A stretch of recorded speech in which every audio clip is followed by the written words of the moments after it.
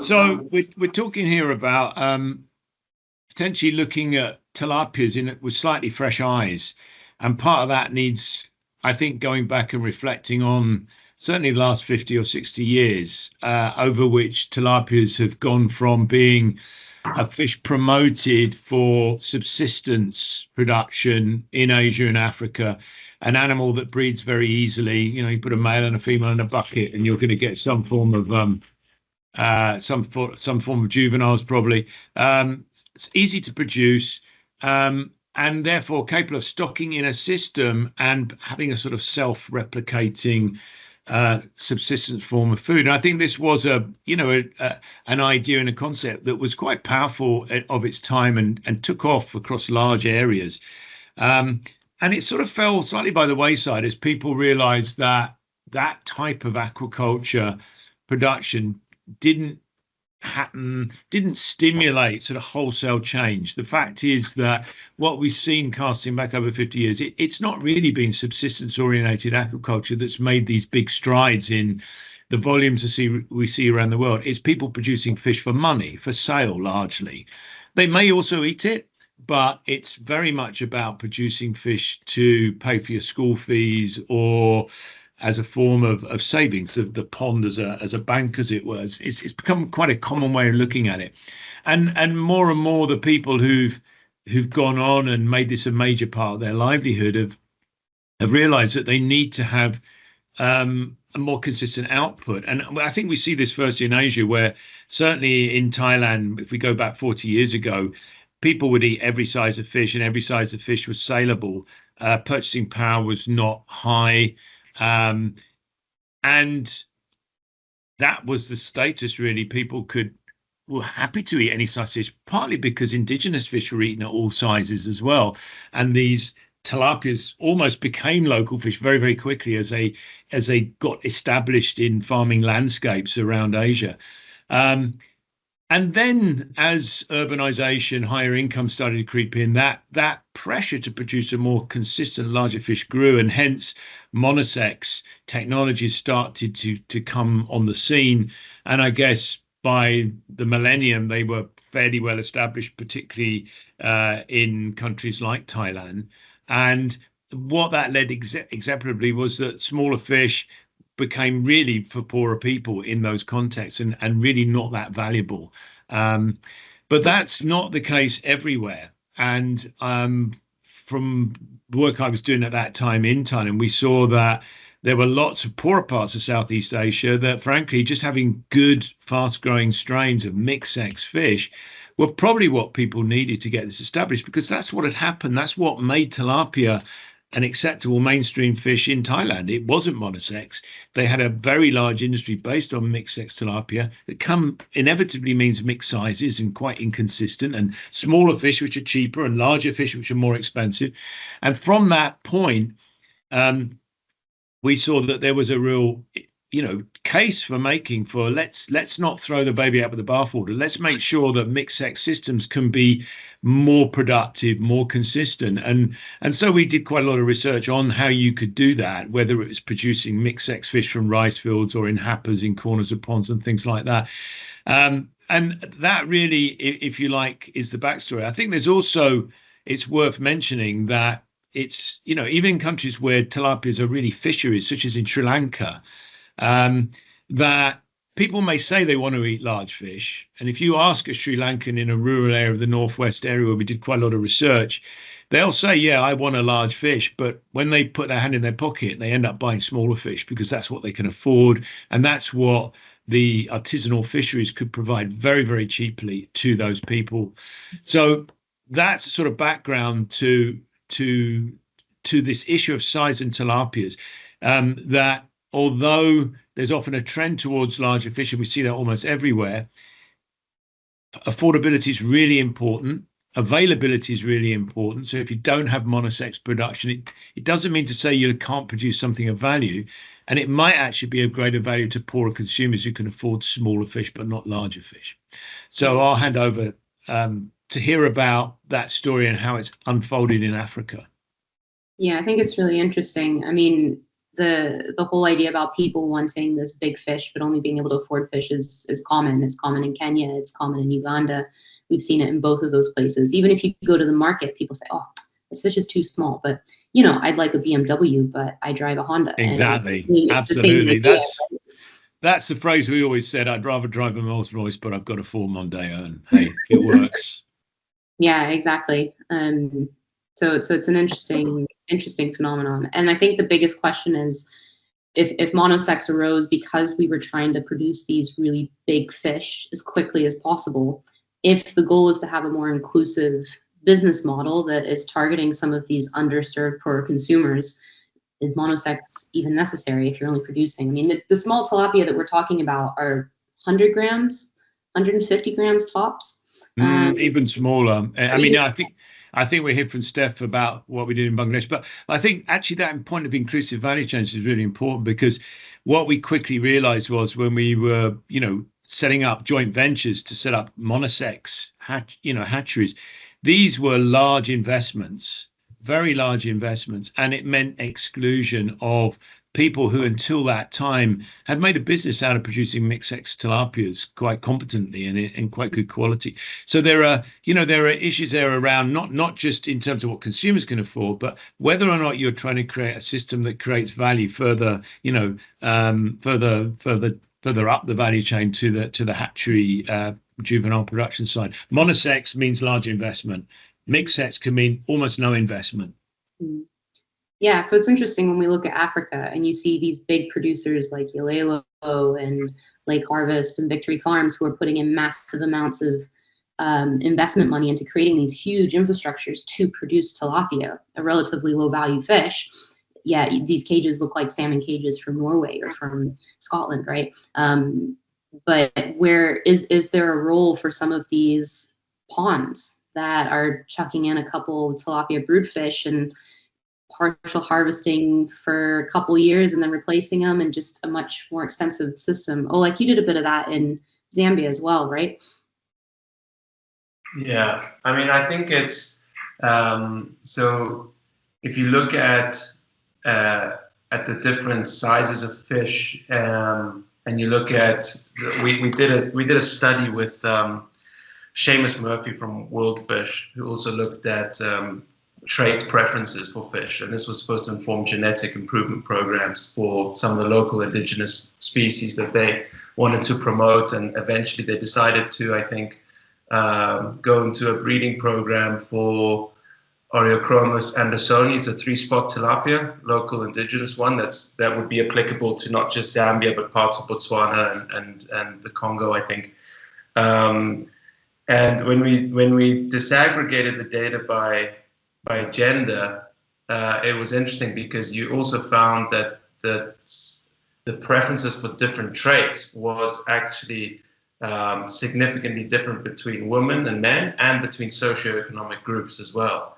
And the big difference was on size, and so women preferred smaller fish, and generally people in lower socioeconomic groups preferred smaller fish as well. And there were some differences in certain traits like color. I think women preferred brighter fish or something, and then there was some differences in the head size. Men really like big head for on their tilapia for some reason.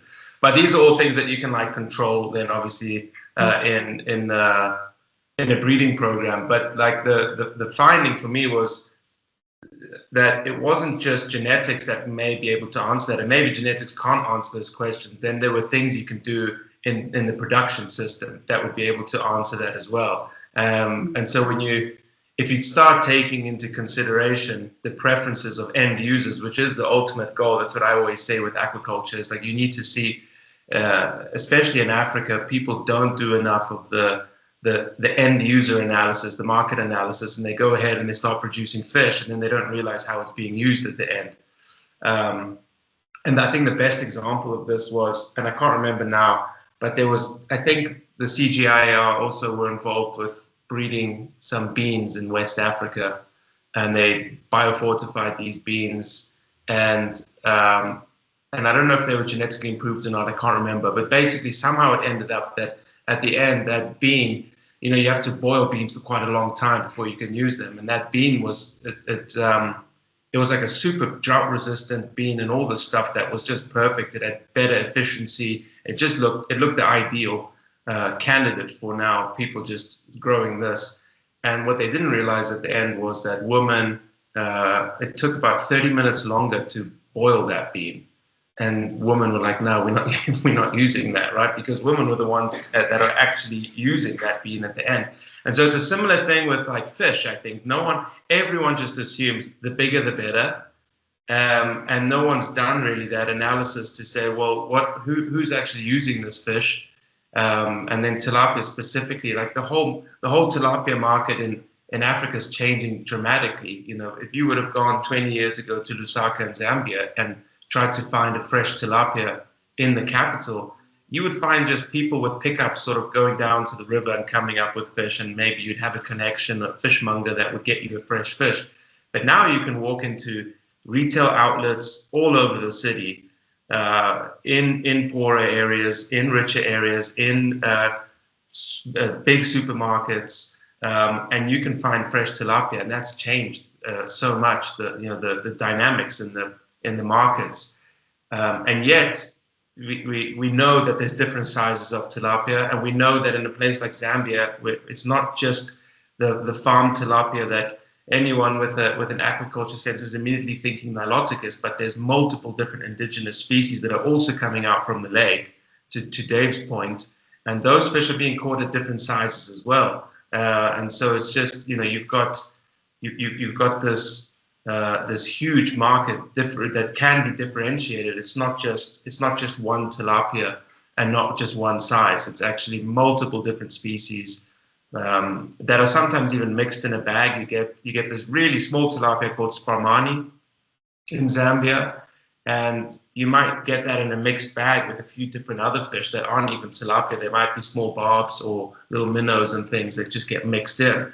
And so then sometimes that category small isn't species specific. It's just a basket of different fish that people might use to fry up. And this is really at that really local level. I think, Steph, probably you've seen that in Bangladesh. I remember when I was there, I saw that a lot, just a mixed bag of species.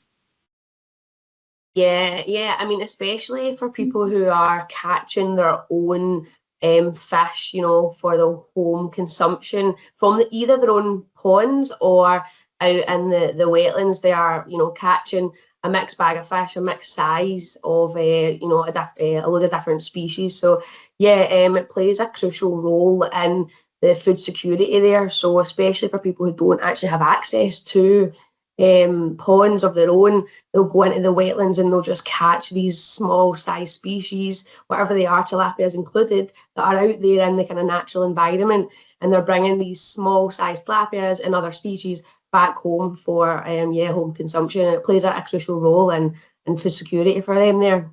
But yeah, I mean, in Bangladesh, the main species that's being produced is Niloticus, and you know, they're the same there. The bigger the better, but you're finding in every wet market, every fish market, you'll find small size tilapias, and they're cheap. They're really cheap. And that's what people are looking for. They're looking for affordable sources of fish. And yeah, Niloticus, along with other species out there, plays a massive role in food security there. You know, the studies that I did out in Bangladesh, I found that these small size tilapias are actually more nutrient dense in comparison to the larger size tilapias in terms of calcium, iron, and some other micronutrients that are actually significant to the Bangladeshi population out there. We're finding some nutrient deficiencies, and you know, we actually find those nutrients in these small size tilapias and the larger size tilapias as well. There is a role for both size tilapias, and there's a role for these really commercially oriented bigger size farms that are producing fish to the larger sizes. But then thinking about the production of small size tilapia, yeah, we've got a role for these small homestead mixed sex farming systems that are a lot smaller in scale. So yeah, there's a role for both of these kind of really commercially oriented farms, and also, you know, there's kind of 50-50, some farms producing 50% for household consumption, and the rest is going to the market. And then that's a mixed bag of sizes, like you say, Oleg. You know, when they don't have that really commercial orientation, they are kind of just producing to the best of their abilities. And when they're doing that, it's a really homogenous size group, a heterogeneous size group of fish that they're producing. So large, small, whatever, they're just sending it all to the market. And they're really contributing to that food environment by sending these small and large fish into the market. And I think in Kenya, we see something a little bit different. We see Victory Farms starting to produce smaller tilapia. And they said this came about in COVID when they were just trying to sell fish a bit more locally and realized there was this huge untapped market for these smaller fish. And so these producers, even though they're not 50 subsistence, 50 commercial, they're 1,000% commercial, right? There's still an opportunity for them to produce some of these smaller sized tilapia. So Oleg and I did a trial with Victory Farms where we double stocked. I mean, it was all Oleg's. I don't know why I'm talking about this. This is Oleg's research, but he double stocked these cages and did a partial harvest to get these smaller sized fish out of the same system that's also producing these larger fish. So it's not just that we have a dichotomy of large scale commercial aquaculture producing big tilapia and ponds are producing small tilapia, but actually we can see a mixture of those two things happening. And actually, when you look at the profitability of these different fish, I mean, you're clearly going to get more money out of your system if you produce big fish. Your profit margin is bigger. So how can we use existing systems that are financed by these big fish to potentially also produce smaller fish that might not quite be as profitable?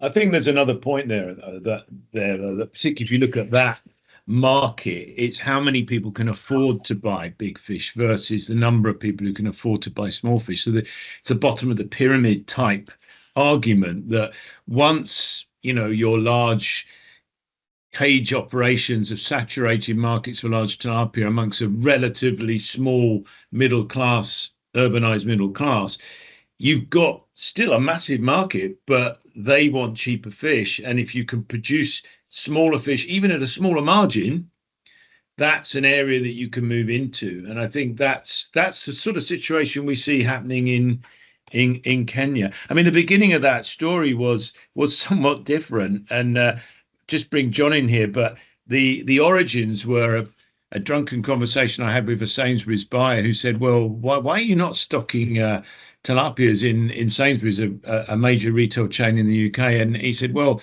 because we're not allowed to sell anything that's been treated with hormones of any type. And of course, monosex fish are for a very short period treated with a male hormone to turn them into all male and therefore not breed in the system and grow more consistently. And I sort of thought for a moment, and of course, a lot's changed since those early days 40 years ago. Monosex, when monosex was quite important to get consistent, even-sized large fish, the breeding work that's been done on tilapias, the selective breeding work, means that we've got fish that grow much faster and grow more consistently. And, you know, why, you know, my hunch was that actually even mixed-sex fish would be worth growing for a market that wanted a large fish now, because things have changed so much. So we set up a trial with an MSc student in Thailand to do that work, and actually John was the person who wrote that piece of work up. So John, why don't you pick up there on what we learned from that? Yeah, so I mean, that showed that there was very little performance advantage with all male fish. There was a slight they were slightly faster growing, went to a slightly higher size in the same period. But if you had, and so therefore, you know, on the face of it, they were preferred. But on the other hand, if you had a more mixed range of sizes, and particularly if you did this sequential harvesting, you were able to make better use of the productive capacity by using mixed sizes. And that meant that the actual system could be more productive in actual production terms. So the question then came down to the economics of it. And as you referred to earlier, the issue with the monosex is generally that you've got to have let's say a more expensive hatchery operation to produce them. So your actual input fry price is relatively high. So once you sort of factor that in, harvesting those more expensive fry at a small size wasn't economically advantageous. So if you're going to do a sort of mixed sex system, you want to be sourcing your fry from a cheaper source really, rather than more expensive hatcheries. So it did kind of show that. I don't know if you want. We then went on to do more analysis of the economics of it, using the data from the Kenyan experiments, and produced a financial model which farmers themselves could play around with. And as I say, that also shows that it's the cost of the input fry is quite critical in terms of the profitability of mixed sex. But if you've got a low price there, then again, producing a mixed range of sizes can be more profitable. So this one of the endpoints of that, if you like, or I think an important outcome was that. So we know that if you stop mixed sex fish into an earthen pond, they will reproduce after a period of time. If you're trying to target smaller fish anyway, could that be a mixed hatchery grow out system that worked? And Steph did some work on that in Bangladesh. Yeah, I was just going to jump in there. That's basically exactly what we did. And I won't mention the strains that we used, but we compared a locally produced strain of tilapia with 2 genetically improved strains, and we compared it under experimental conditions. And we had a monosex trial and we had a mixed sex trial. And in the mixed sex trial, our locally produced strain of fish actually performed just as well in terms of harvest yields compared to the selectively bred, genetically improved strain of fish. So limited amount of investment from the sources of the locally produced fish, because this farmer who supplied this local fry to us actually stocked his ponds like 20 years previously, and he was just letting those fish free breed in his ponds, so they actually hadn't been selectively improved over the last 20 years. So you can imagine that there would be some inbreeding occurring within his own system there, and you can imagine that the growth potential is probably a little bit decreased compared to these selectively bred strains. But that's not what we found. We found that the harvest yields were actually comparable, and there was no significant difference between the harvest yields between the locally produced strain and this genetically improved strain. So it's just all dependent on the way that you farm these fish. If you want to go for an intensive farm in a short cycle, 5-6 months, you're looking for large fish coming out of these systems, and you want to really highly stock these fish species, and you want to feed them on commercially produced formulated diets, maybe monosex is the way forward. But when you are wanting to have a steady supply of fish coming out of your system over the course of a year or two, and you want them to free breed in your pond, mixed sex is the way to go, and you probably don't need to have that much investment for these types of strains, and that's what came out of the trial that we run, and that was in Bangladesh. And the key point about that trial, Steph, was the one that you've just explained, was that these fish were being removed on a bi-weekly basis as small fish of around 50 grams that you'd found was the size that local households were cleaning and using them in their food. So we looked at what they were doing, and then we said, well, that's the size we're going to model in terms of producing. How much can we produce?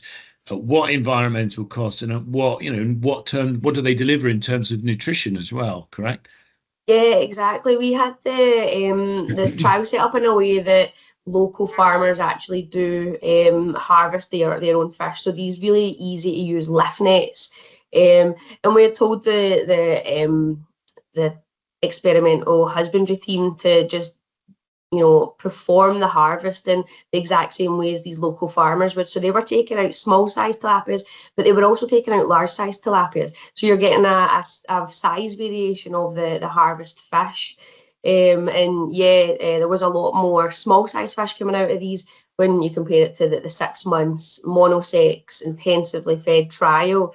But yeah, there was still large fish coming out, going into the market at 200, 300 grams.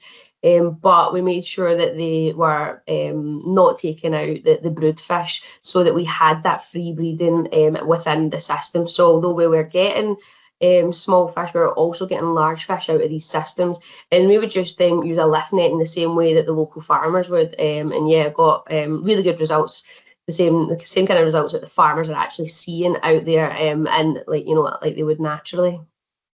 And this is fascinating because I think it comes back to this point about what the consumers are used to. And we're talking about contexts here where people have been fishing inland fisheries and collecting these small fish alongside the big fish. I mean, I think from our European perspective, we think of, salmon in our fillets, and we're not used to seeing a whole fish on our plate, right? But in these different contexts, that's very normal and part of the food culture. I mean, in Kenya as well, we also see that pile of small fish called kandwele, right? In the markets, it's just a mixture of species, and that norm is what makes it work. It's really interesting about the nutritional value as well, and it's one of these situations where bigger fish provide less nutrition than the smaller fish, but the smaller fish are more affordable and more likely to be consumed by the poor or the lower income consumers. Which actually, is quite a big benefit to them. And there's a real opportunity for producers to have a nutritional impact on some of these more vulnerable people by supplying them with this affordable source of fish. And even smaller fish make an even bigger difference. The more you can portion the size, the more likely it is that people will be able to afford it. Yeah, exactly, and that's what we're finding. So when we were doing this study, the monosex versus mixed sex, the 6 month versus kind of year and a bit long trial, we did monitor the nutrients that were coming out of these systems. So we were looking at the nutritional quality of these systems and also the environmental impact. And there was some really good results for these systems that are mixed sex and producing these kind of, a lot more of these smaller size tilapias. So we're finding high nutritional qualities of these particular mixed sex systems. In terms of the micronutrients, it's also very important, but there's also the macronutrients we need to think of, because people aren't, consuming fish just for the iron or the calcium. They're consuming it for energy, they're consuming for protein, but you're still getting large amounts of these essential macronutrients out of these particular systems when you do farm it in a way that they're producing large and small size tilapias. I think that's important to make sure that these systems are designed in a way that you are getting this kind of heterogeneous size coming out of the system. And the way that the farm's produced can be, managed very easily, depending on the feed that you're given, depending on the length of time, the strain that you're using. And yeah, you can really manage these systems in a way to make them beneficial for the environment, beneficial for food security, and really highly nutritious systems. Yeah. Deb, just a quick question. Were those also polycultures, or were they just stock, just tilapia? No, they were just tilapia systems. The first system that we did, it was polyculture. We had some carps alongside, just kind of as proof of concept, these can be produced as polyculture. But it wasn't possible for the mixed sex trial, so that was just monoculture. But I actually did field studies as well of rice fish systems, poultry fish systems, and just fish pond systems, and they were all polyculture. So tilapias were being produced in these polyculture systems, and these aquaculture or integrated aquaculture systems, they were all polyculture, and they were all doing the same, small lift nets, taking out large, small size tilapias, really highly nutritious, producing a diverse amount of crops, both agriculture and aquaculture crops. So yeah, they can be produced in polyculture or monoculture conditions. So yeah, it was a mixed sex monoculture that we used in the trial, but in reality, it's a lot of polyculture. Because I think it's an interesting case, because going back to a bit what John was saying, like if you think about these systems, they should be dictated a lot by what we've said already in terms of the end user and what they want, but it needs to be dictated also about the capacities of the farmer. Like you said, if the farmer wants to have a very intensive 5-month system and they can afford to do that, it's going to cost more to run a system like that, then by all means go for it. But if we start scaling it down, which I think our biggest interest is also to try to redesign or redefine systems at the very sort of marginalized level where people can participate in aquaculture, and we start stripping down these axioms, right? Like the first one being size of fish in aquaculture, the second one being mixed sex, maybe not needed, and then the third one being polycultures, like maybe you don't actually need to stock monocultured fish, and you start stripping those, because you see fisheries officers where in Zambia and all over, extension officers with these guidebooks from the FAO from the 1980s, and that's what they're being taught, right? They're being taught monoculture, large fish, and what I was thinking was, like, if we strip all of those down and you bring it again to the polyculture system, and we had this trial in Zambia, which was a small trial, but it was published, where we found that most farmers are running polyculture systems regardless, because they can't really control what's going into their ponds or not. So whether they like it or not, and when you ask them what they have in there, the truth is they don't really know at the end of the day, because things are just coming in and out. And when we ran some trials, then say, okay, well, that's fine. Actually, let's just clear your ponds and throw in a bunch of fish, and then see how much you take out of it. And we found a couple of monoculture farmers who weren't really monoculture farmers, because they were really trying to do run the system by the book as they were told. And then we looked at coming back to what Alex said, like the nutrient potential of that system. When you looked at the potential, the biomass and the nutrient potential of those mixed ponds that we made, and we were calling them at the time, well, not us, the farmers were actually calling them relish ponds, because in Zambia, you eat your main nshima or ugali, if anyone knows that sort of clump of maize meal, you would want some relish with it. And so relish can be really any protein source usually. And if you can't afford it that day, then you would have vegetables. But that relish pond became like just this mixed bag, right? Mixed sex. There was tilapia in there, local indigenous tilapia, the greenhead tilapia, which is the Oreochromis macrotia, and then mixed with all different barbs. And actually that very small tilapia I mentioned earlier. But the interesting thing was, this is where you see that sort of crossover between fisheries and aquaculture. Like, one, people could just go down to their river, take some of these fish and stock them into the pond. It was much easier to do than go to the hatchery 300 kilometers away, a government-run hatchery, which maybe is not always the best quality. It's quite difficult to maintain the quality of that tilapia, and there were a lot of people that suggested that the tilapia were maybe inbred and stunted. And here you could just go down to the river. It's sort of like a ranching thing where you just sort of catch whatever you can and throw it into your pond. And this is like, by any traditional aquaculture people are just, they're just shaking in their boots, right? This is not how you do aquaculture. And I think that's the interesting thing, because you have people, well, we trialed it to just come and throw some fish in and just basically let them multiply in the pond. We did do some analysis to see which fish would be able to sort of breed and self-recruit in those ponds. And it worked in a way. We didn't have enough ponds, I think. I think we only had 19 people participating in this and some 20 monoculture farmers. But the interesting thing was to see that during that period, we measured over 6 months how much fish they ate. And both groups ate mostly the same amount of fish. And the monoculture farmers probably ate the least out of their ponds, because again, they were trying to follow the rules and do the thing as they were taught. But they were also slightly wealthier, and they could afford more fish that was coming through the different trade routes, and they were located closer to a town.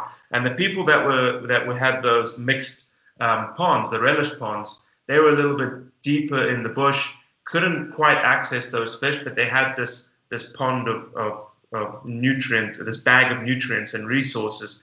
And the interesting thing was, at the end of the year, they have this fishing ban in Zambia, where they ban people from taking fish out over December, January, March in some of the big fisheries. It's not super well enforced, but it can have repercussions for trade, because you might get enforcement agents, whether they police or whoever, that might block certain roads and then try to check what fish are coming in. So there was a definite dip in the supply of fish. We could see that in the data, that people had a dip in the fish that they could get from markets outside. And during that time, the people with the relish ponds, they dipped into their ponds more, right? Because there was this scarcity there. And the monoculture farmers, they couldn't dip into their ponds because they wanted to carry on farming. They were lucky enough that they lived along that trade route, and they could get fish that was caught outside of Zambia. So it wasn't following the rules, right? The laws. They were being caught in Malawi or something and traded. So you also saw this increase of traded pelagics coming from Malawi, and that's where they supplemented their protein and omega-3s. And we broke it down by nutrient value. So we looked at the nutrients that you got over time. And you could see that there would have been, without those relish ponds, a definite dip in people's ability to be able to access those fish. So then it's like, it becomes this whole mixed bag where it's not just aquaculture, it's like what's being traded, the fisheries, then the influence that has, those systems, and how you can see within the same locale, people wanting to produce tilapia, people wanting just to have fish for dinner, and it just becomes like, it just shows how complex aquaculture is at even in this tiny little, like, 100-kilometer radius, right? How different the systems are. I tell you what, Oleg, there's so much deja vu on so much of what you just said there, because people often say, oh, Africa's so different to Asia, but I can identify something almost in every point you said that. I mean, the horrific response of, why would you let wild fish into a farm pond? We had a project for a while called Self-Recruiting Species in Aquaculture. And the idea was, how can we bring together the elements of fisheries in aquaculture? Because that's what farmers did. They actually wanted a mixture of fish. I don't think there are, out with, intensified systems, monoculture are rare, really. Most systems are de facto polycultures because they're porous anyway, particularly ponds in monsoon areas. Fish get in and out, other things get in and out. And so that's what farmers live with, and that's what they deal with. And that's what their food culture reflects as well, that they don't actually just want to eat tilapias, they want to eat a range of things. And I think this is the point. We're not trying to be doctrinaire here about saying tilapia is the best or the only fish at all. We're saying it can really be a fundamental part of a more resilient food system. This point you meant about the importance of seasonality is so important, particularly as you get away from formalized markets and good infrastructure, where people have these strategies, whether it's buying from a trader or dipping into their processed fermented fish supplies, which of course are common staples in Asia. The balance between what they're eating fresh and preserved changes through the seasons. What they buy, what they dip into their own pond for, changes with the season. And associate a lot across the board with many of those things that sort of might be surprising to some people, but I'm not really too sure why when we think about it. People are people. If they want to eat fish and they live in a seasonal climate which has got erratic resource availability, there are commonalities in how people will deal with that. And eating smaller fish, which, by the way, are easier to preserve, whether you're drying or salting or fermenting, than larger fish, all of these things play into a consumer focused strategy, really. And I don't think we should be doctrinaire about whether it's a special strain or a monoculture or polyculture. I think we should just think, well, let's, as you said, Oleg, work back from the consumer and what their needs are. So in the last couple minutes here, just to wrap things up, I think this leads on to the excellent point. What needs to happen next in terms of research, in terms of development? One clear thing that comes across from my experience in East Africa is just this lack of consumer market information and what the consumers want. I mean, we have little bits and pieces here and there about, you know, men wanting the big head because that's often the portion that they're given in the household as male heads of households. But what about the nutritional implications of that? I mean, the heads have a different set of micronutrients, are fattier than the tail, which is often given to children, but not in all areas. In Ghana, it's completely different, for example. So I think my main takeaway from this is that we need more consumer research done in sub-Saharan Africa, and that would be my interest in next steps. Yeah, I think there's another thing, like it's so that's interesting, and I also think that if we look, you know, we talked about those very sort of low income marginalized systems, but we look back now to the commercial system, and you see a big farm like Victory actually implementing some of this stuff where they're trying to grow smaller fish. They've recognized this market, you know, with the caveat that our findings didn't necessarily find at the time, Alex. I mean, you were actually the one, you know, getting your feet wet out in the field, but the best margins were not on the partially harvested system. The single stocked system was still the best in terms of margins, but again, it comes back to what farmers would like to do. I think that's, so it's, yes, focusing on the end users, what you've just said, but looping back and getting more information from farmers and different capacities of farmers to try to see which system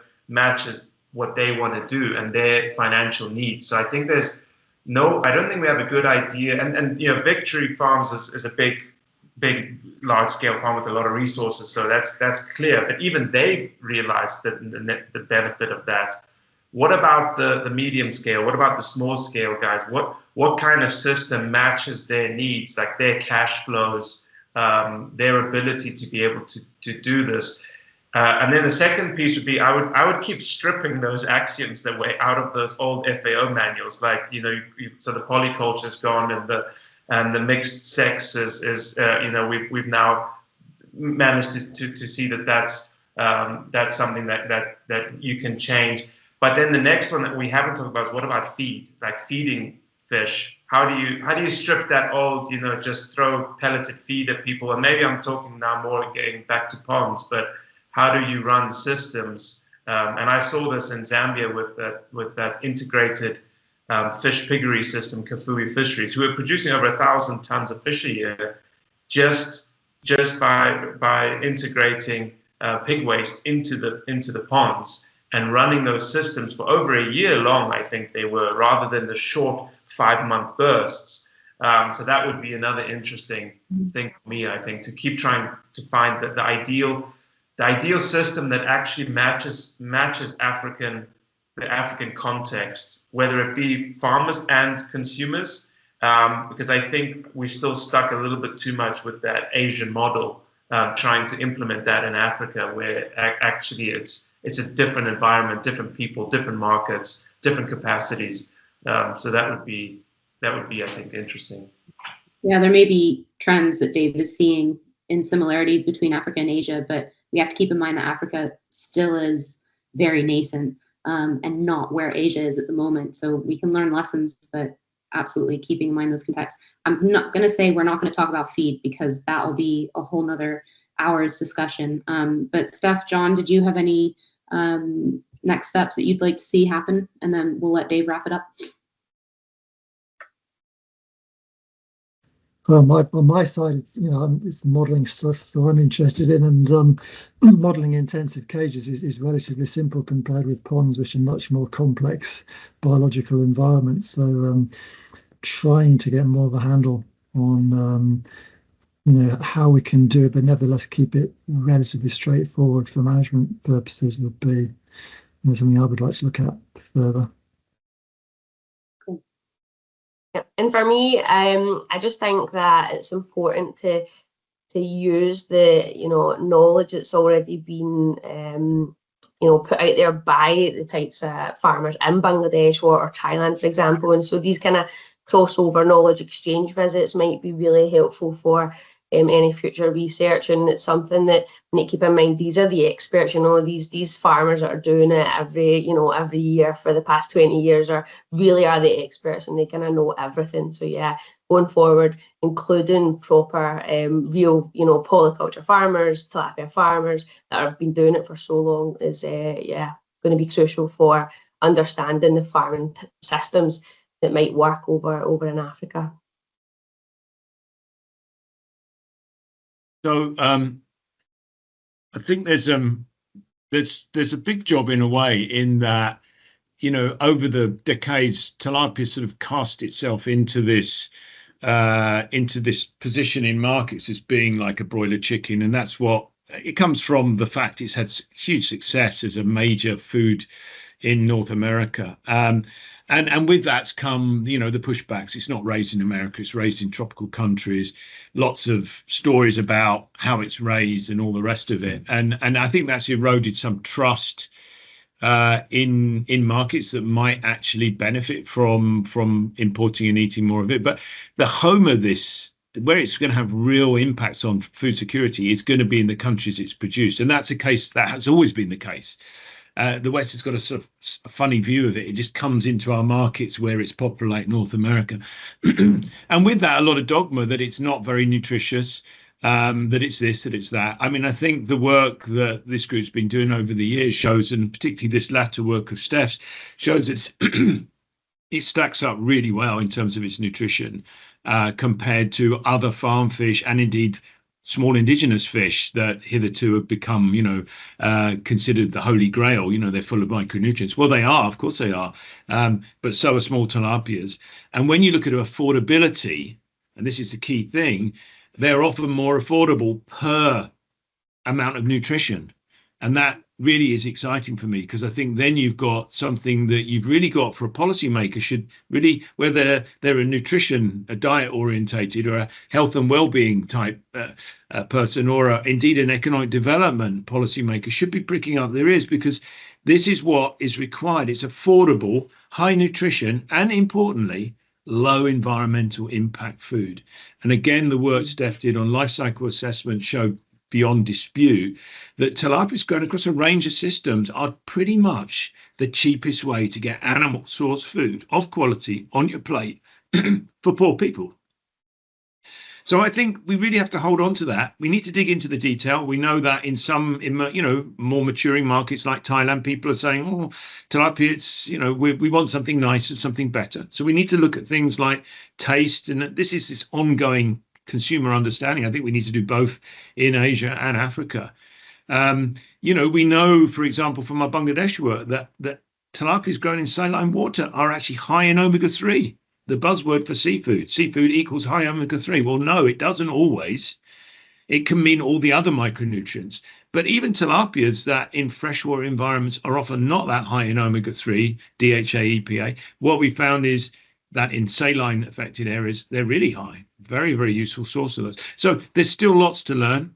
And I think that knowledge can be applied and shared between the main areas of production and consumption in the global south, in lower and medium income countries. And I think that's where our focus should be. And if North Americans don't eat tilapia, no worries, don't. Eat something else. That's fantastic. So thanks, guys, for the chat. And for the listeners, we'll post all of the links to these publications and studies that we've been talking about, and different ways that you can contact us to learn more about small tilapia or the other work that we're doing. Thanks for listening. Thank you. Bye-bye. All right.